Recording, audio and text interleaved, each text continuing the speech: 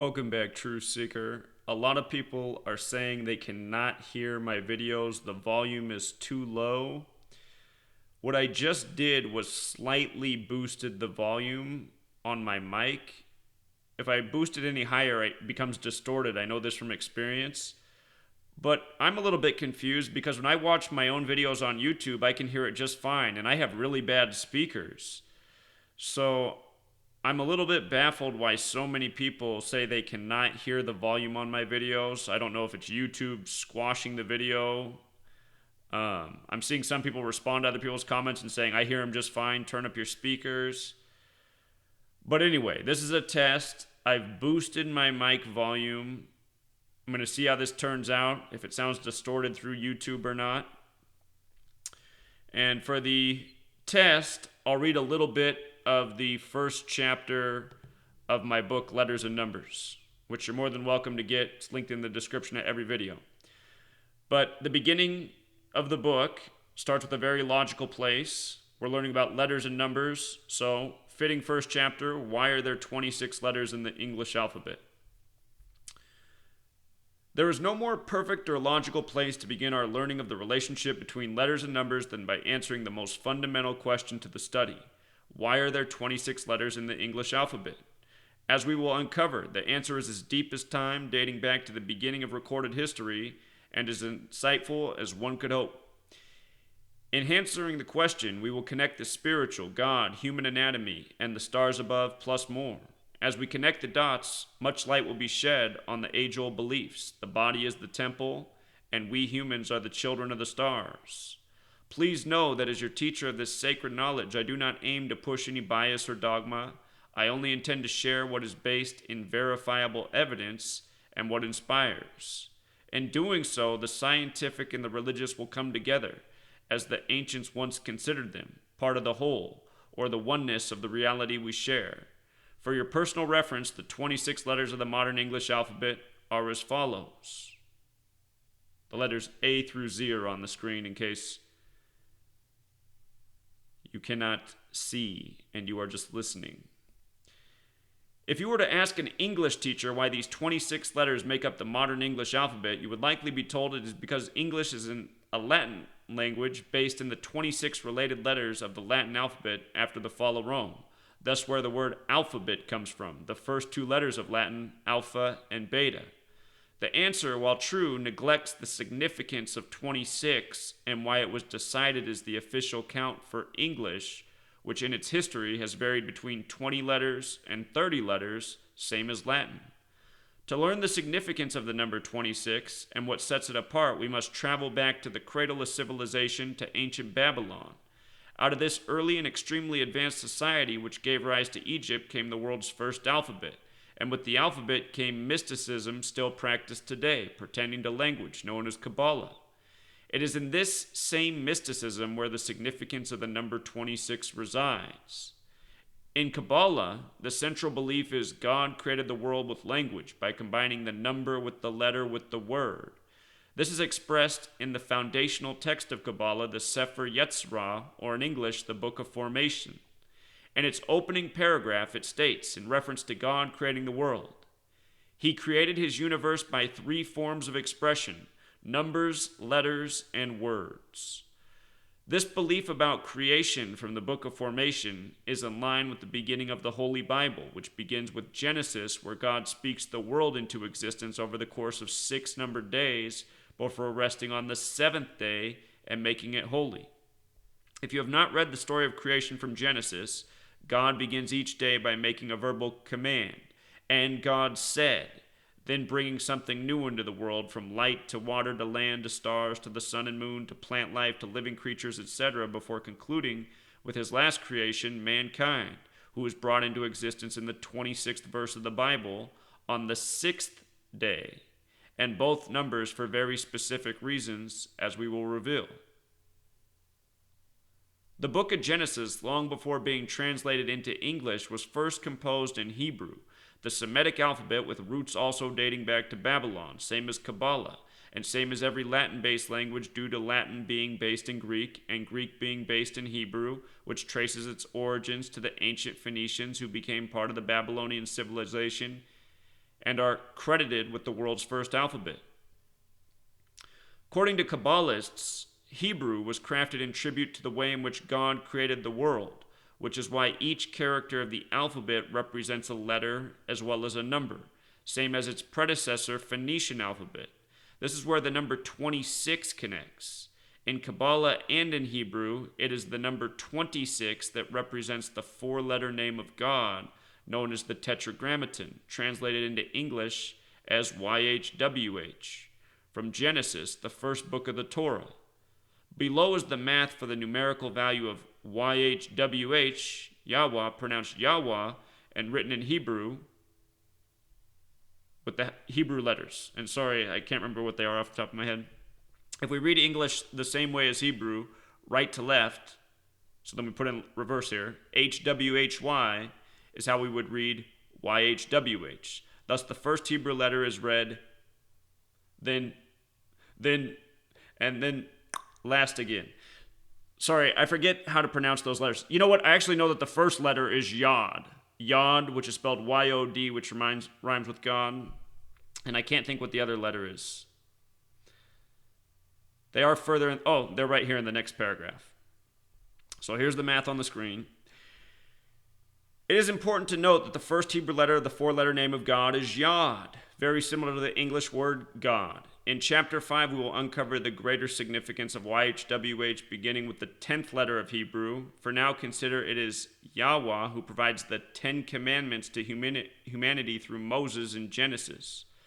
Also, if we dare to become a little more abstract in our thinking, the 10th letter is the first letter of Yahweh's name, something like 101.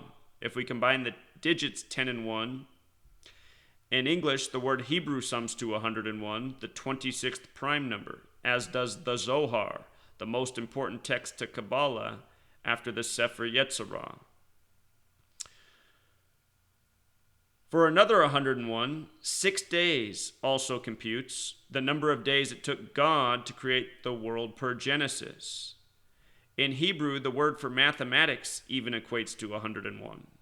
It is this relationship with 101 and 26 that provides the reasoning for why Joseph Smith, the founder of the Mormon faith, spoke to the angel Moroni on September 21st, 1823, the day leaving 101 days left in the year on the Gregorian calendar. As we will learn, the name Joseph equates to 26, and so does faith.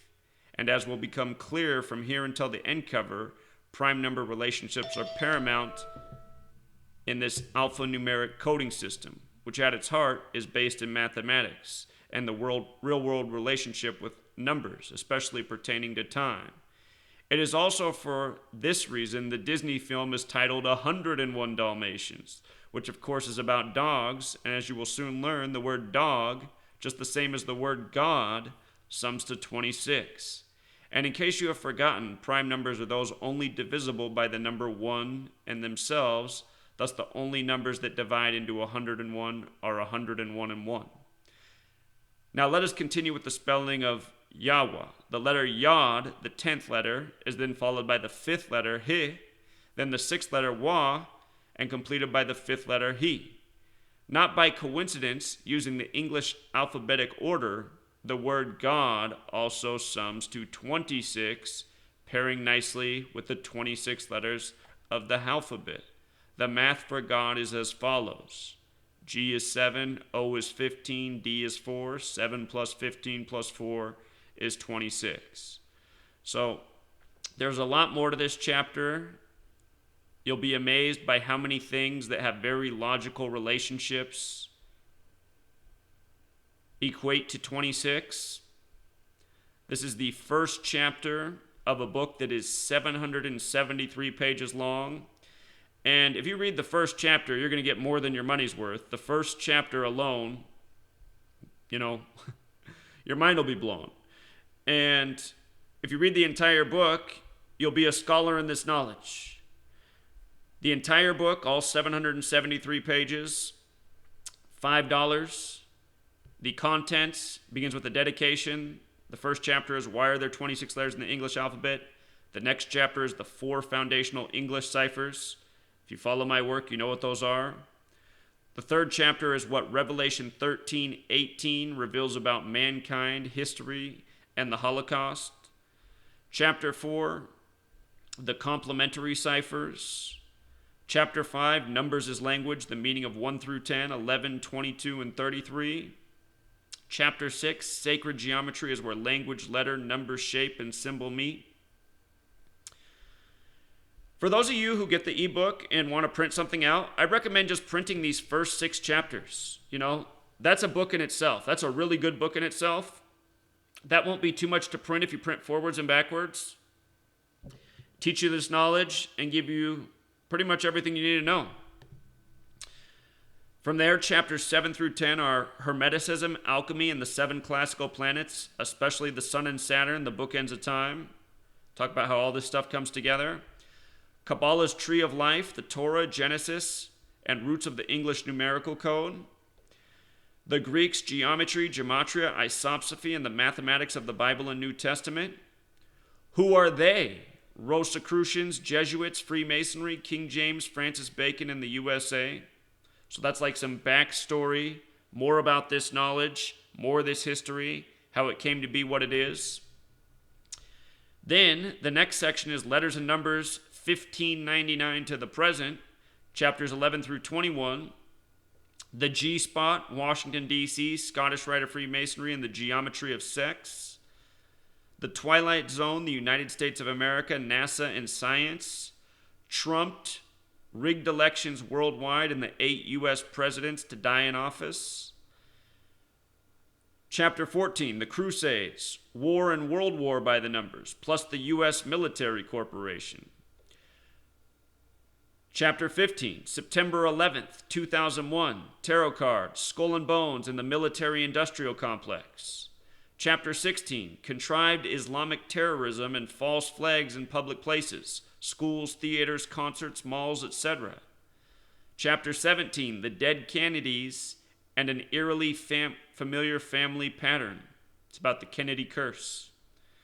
Chapter 18, Hate, how racial division has been programmed by mainstream media purposefully for decades. Chapter 19, Weather Warfare by the Numbers, 1952 Lynmouth flash flooding to present. Chapter 20, Murder by Numbers, the Celebrity Kill Code, movies, music, media, sports, and government. Chapter 21, It Couldn't Have Been Scripted Any Better. Undeniable evidence of rigged professional and collegiate sports. Then the final section, the personal universal side of letters and numbers code. Chapter 22, the numbers of our lives, family and loved ones. Does God speak through numbers? And Z, the outro, lessons of Father CR, the problem with secrets, and the power of knowledge. And I think you'll like that outro. I think you'll like the dedication. I think you'll like the whole book. And again, this took me 5 years to write it to a point where I was happy enough to share it with people. One of my earlier drafts I just released for free on my blog. I titled that book, Revelation and the Birth of a Nation. But, it took 5 years of researching this and writing about it and presenting it to reach a standard where I thought this was worthy of someone purchasing. And honestly, just based on what I've paid for certain books that I really wanted to read, I think this book's worth a fortune more than what I'm charging for it. The reason the price is $5 is because it's an ebook, so there's no material cost. And essentially what I figured is fair is each person who buys it can donate $1 for every year that I spent writing it. 5 years to write it, $5 for you to buy it. When it is out in paperback form, when I find the publisher who's willing to do that, and if the book keeps selling, eventually the publisher's going to say, okay, I want to publish this book. People want this book. They say usually if a book sells about 10,000 copies, then publishers want to publish it. And we're approaching 2,500 sales right now. So we're about a quarter away to the goal where I can start flashing in front of publishers and saying, look, it sold 10,000 copies. Let's get this thing in print. And this book definitely deserves to be in print. And I'll tell you what, for the people who bought the ebook, when it is in print, I'm going to be sure to add a few more things that I've learned since releasing it. There's a whole lot of stories I could add to here that have come out since that would just further cement the points that I already made. I don't think that's necessary because the book's already thorough enough. But what I'm planning to do is, release a book at the end of each year saying, and here was the Gematria Rewind for 2018. Big news stories, big celebrity deaths, weather-related stuff, etc., etc. The same things that we cover in here, we can revisit those same themes year by year. Release a year edition, the year in review, with this knowledge. You know what I mean? 2018 edition, 2019 edition, so on as time goes on. Because there's a whole lot I would like to add to here, but again, the book's already so long. That's the other thing. The publisher who was going to publish this book that backed out, they told me I couldn't make it any longer, otherwise they wouldn't be able to bind it. So the book was at pretty much its maximum length in terms of what they can put in a physical book at this day and age. So that said, I'll add in a few more things that won't make the book a whole lot longer, but it'll add, profound extra meaning. So let me know in the comments if you can hear me, if I sound louder, if I sound more clear, if this is better, if it's distorted.